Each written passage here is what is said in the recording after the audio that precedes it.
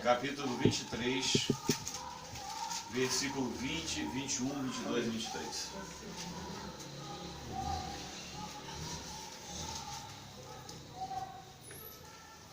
Amém? Amém. Amém. Diz assim a palavra de Deus. Também Benaia, filho de Joiada, filho de um homem valoroso de Cabizel, grande em obras, feriu 2 fortes leões, algumas traduções, heróis de Moabe. Desceu ele e feriu um leão numa cova, algumas traduções matou um leão numa cova, na época de neve. Depois feriu um egípcio, homem de respeito. Na mão do egípcio havia uma lança, porém Benaia o enfrentou com um cajado. Arrancou a lança da sua mão e o matou com ela. Estas coisas fez Benaia, filho de Joiada, pelo que teve renome, em algumas traduções sucesso, entre os 3 valentes. Dentre os 30, ele era o mais nobre, porém aos 3 primeiros não se igualou. Davi, porém, o pôs sobre seus guardas. Amém? Amém. Vamos pular os 2 livros de Reis e vamos a 1 Crônicas, no capítulo 11. Pula os próximos 2 livros, que são do 1 Reis e 2 Reis, e vamos à 1 Crônica, que vai falar do mesmo texto, mas com alguns detalhes que eu acho interessante nós podemos fazer uma analogia entre os 2 textos. Primeira Reis, né? Não, 1 Crônica, pula Crônica. os 2 reis, 1º e 2º, aí vai entrar em 1 Crônica. Isso, 1 Crônica, que é depois dos 2 livros de Reis. Aí o capítulo 11, vamos ler os versículos de 23 a 25. Havia também Benaia, filho de Joiada, filho de um homem valente, grande em obras de Cabizel. Ele feriu 2 fortes heróis de Moabe. Também desceu e feriu, e algumas traduções, matou o leão dentro de uma caverna no tempo de neve.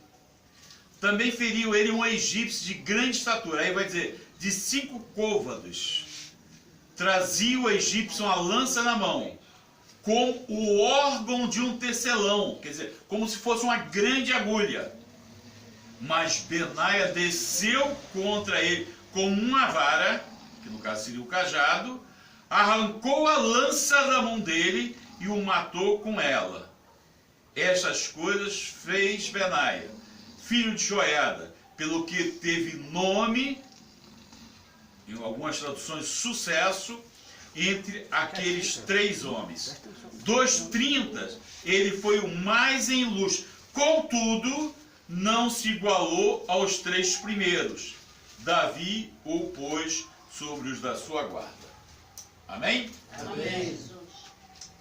A gente estava aqui falando, antes do culto e durante o culto, a gente acabou falando, e às vezes a gente acaba não percebendo algumas coisas que são bastante interessantes. Primeira coisa, quando nós lamentamos, quando nós não entendemos, quando nós pulamos processos, nós não vamos ter nem a alegria e nem os benefícios do propósito. Nós não vamos estar por cabeça. Então, é muito importante que a gente entenda os processos, que são os processos que vão nos preparar para os propósitos que Deus tem para cada um de nós, para cada vida aqui. Nós podemos estar num determinado momento numa caverna, fugindo, mas essa caverna, ela vai ser para nós a nossa grande faculdade. Ela vai nos preparar, vai forjar o nosso caráter, vai forjar aquilo que nós precisamos ter e ser para viver verdadeiramente os propósitos de Deus na nossa vida. Caverna, e no caso aí, essa caverna se chama Adulão, que significa refúgio, mas significa também o povo que faz justiça. E aí a gente vai entender que nesse contexto, o povo já estava angustiado, porque no governo de Saul, o Espírito Santo não estava mais nele. Mas vamos estar falando de um homem chamado Benaia, que significa o Senhor constrói, o Senhor edifica. Amados, o Senhor quer construir e o Senhor quer edificar através da vida de vocês. Glória a Deus. Assim como ele fez com Benaia, que o tirou lá da caverna e o colocou, primeiro, como o responsável pela guarda pessoal de Davi. Embora fosse uma promoção, essa posição não colocava Benaia num lugar de destaque. E eu escolhi Benaia porque Benaia, a história de Benaia se parece muito com nós. Se eu falasse de Davi, se eu falasse de Gedeão, se eu falasse de qualquer um ou outro, a gente poderia dizer, né, de Daniel, a gente poderia dizer, mas eles tinham uma estrutura talvez melhor para enfrentar os processos e chegar aos propósitos. Mas Benaia não. Benaia era um filho de um sacerdote, de um crente, né, de um pastor, né? E Benaia, ele trabalha para conquistar o sucesso. Provérbios vai fazer uma equiparação bastante interessante entre o preguiçoso e o leão. Que o preguiçoso fica na mesma situação, na mesma zona de conforto e coloca a desculpa: tem um leão lá na rua.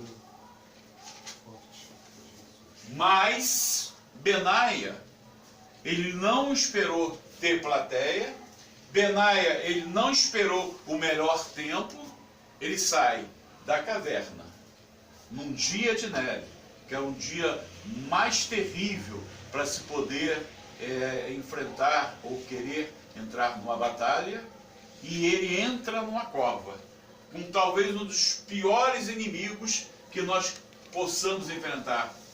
Porque nós, uma pessoa normal, quando vê uma figura como um leão, o nosso cérebro manda um comando para a gente: fuja, fuja, corra, você não vai conseguir, você vai morrer, você não tem capacidade, você é um José, você é uma Maria, você é uma dona de casa, você não tem armas. Como é que você vai enfrentar um leão num tempo de neve e ainda numa caverna?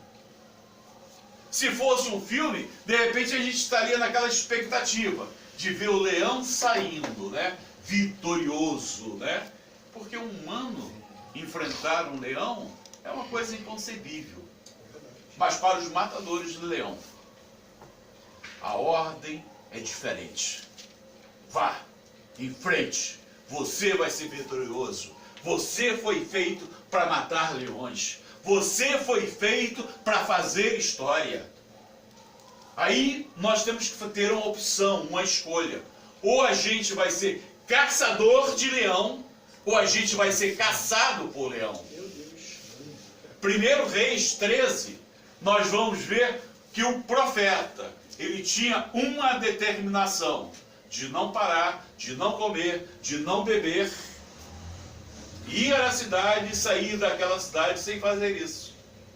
Mas o velho profeta o diz: não, o Senhor me falou, vem comigo, chega-se à minha casa, coma, beba.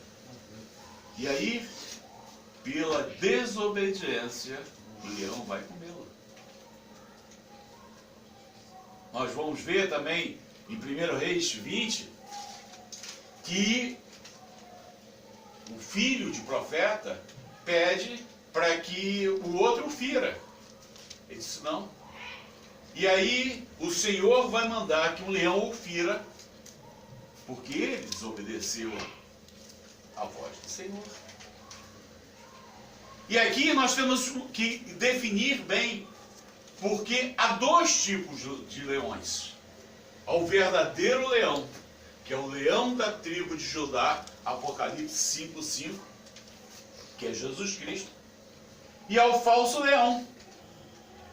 Na primeira carta de Pedro, no capítulo 5, no versículo 8, vai dizer: ficai atentos, o inimigo anda em teu redor, e ele ruge, e ele quer te devorar.